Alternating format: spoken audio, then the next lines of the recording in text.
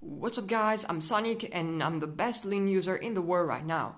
And in this video, or rather in this series, I'm gonna teach you how to solve the square one with the Lean beginner method, so let's get into it. Before we start the video though, I wanna make a disclaimer, which is that I'm not going to teach you the cube shape part. So I'm not gonna teach you how to bring the square one to a cubic shape, okay? I'm simply going to teach you the different steps of the Lean method, so let's get into it. Now, the first step of the Lean method is to basically go and build a 1x3 block on the bottom layer, right here, okay? I always build the green one, but you can literally build it of any color, okay? The important thing is that you then put it on the bottom left. So if you really want to, you could just build a red one, okay? It doesn't matter, okay? After that, now here, this is a super stupid case, but after you build the 1x3 block, you also have to finish the rest of the bottom layer, except for this edge. So you literally have to solve the other block, like in roof, for example, and then add this edge right here, for example, okay? After you did that, what you want to do is that you want to insert the last edge with an algorithm that also permutes the corners on the top layer. So you just insert that, and as you can see, the corners are fixed, and then with one single algorithm, you're going to permute the edges. Okay, and that's done. So these are the 4 steps after cube shape, of course, of the Lean method. In this video, we're gonna go over the first block, which is probably the simplest one. Now, the cool thing about Lean is there aren't algorithms for the first and second block, okay? It's gonna be mainly intuitive, like, for example, F12 pairs. But trust me, it's gonna be even more intuitive than F12 pairs, okay? So in this case, I wanna build the black-green block. So I'm interested in this piece right here, in this piece right here, and this piece right here. How should we build the first block? An intuitive way, for example, in this scenario would be to first pair the corners. So you bring this over and you put it down. So you have the headlights right here. And after that, you simply have the edge right here. You put it in the back and you do this move, which is called M2 if you don't know, to finish the block.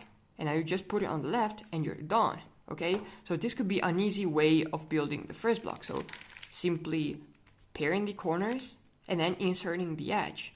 This is something that's really good to do, okay? And something super basic but effective.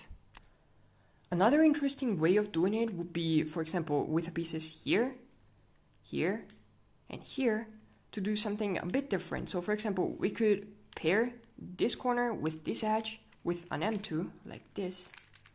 So they're paired here on the bottom layer, and then you're just gonna build the block on bottom, okay? So you put this corner here, these in the back, so they're here, and then by doing a slice, you can actually solve the first block.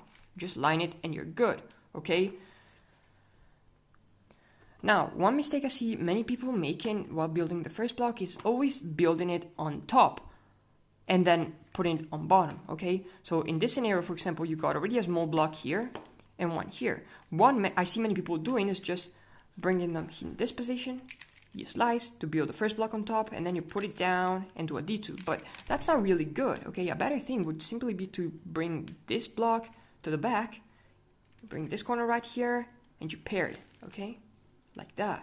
And at this point, you can just align it that way, okay? Some of the hardest ones for beginners are the ones with the corners swapped. Okay, what I see some people doing is like this thing to pair them and then doing an M2, but that's completely stupid, okay? Because to give an idea, all the first block cases can be solved in 3 slices or less, except for 2 of them that are 4 slicers, okay? So in this scenario, whoops, I was like this. If you see the corners that are swapped on top and the edges that is on bottom, a cool trick would be to simply pair the corners with the edge, so you go down like that, so one corner gets paired and the other one is down here, and then you just bring one of them on top. It can be any of them, it doesn't matter. You can bring this on top or you can bring this on top. It doesn't really matter, really. So let's say we bring this on top, and now this case is super simple. You're just gonna pair the block on the bottom layer and you're good. Another case that I see many people getting wrong is this one here, where the corners are swapped and you would simply have to, swap them and then bring the block on bottom. This case is actually much simpler and much faster than you might expect. In fact, if it's on top, for example, what you can do is that you can bring a corner on the bottom layer like that. Then what you're gonna do is you're not gonna pair the 2 corners because this is terrible, okay? From here, you bring one corner on bottom, then you pair the edge with a corner. As you can see, they're paired. And now you just finish the block, okay, on the bottom layer.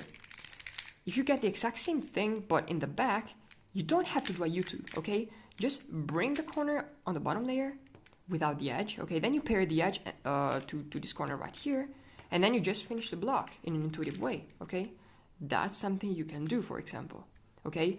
Then if you get the block, the case on bottom, in this case, what you want to do is that you want to go up with the corner and the edge as well, and then you want to pair this corner with the edge like this. So now you get this case, which can be solved super simply, okay? Same thing if it's on bottom, on the bottom back, you just bring up corner and edge, you pair this corner with this edge, and now you simply solve the block in the back, okay?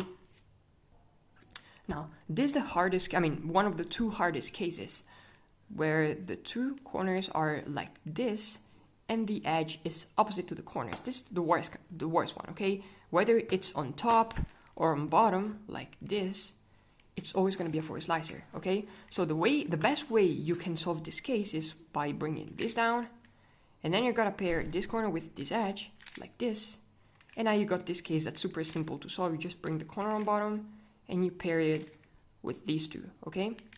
Now, if you're getting if I can get to that case, okay, the same thing on bottom, what you can do is that you can take out the edge, for example, or you can also take out the corners. It doesn't really matter. The important thing is that in 2 slices, you pair the edge to one of the 2 corners, like this.